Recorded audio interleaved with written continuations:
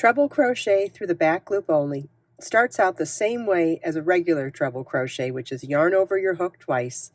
Then when you look at the top of the next stitch, there's like a V, there's a front loop and a back loop. We want to insert our crochet hook into the back loop only. Normally we would go through both loops. We want to go through the back loop only, yarn over and pull up a loop. Yarn over, pull through 2 loops on your hook, yarn over, pull through 2 loops on your hook, and yarn over, pull through 2 loops on your hook. Let's do that again.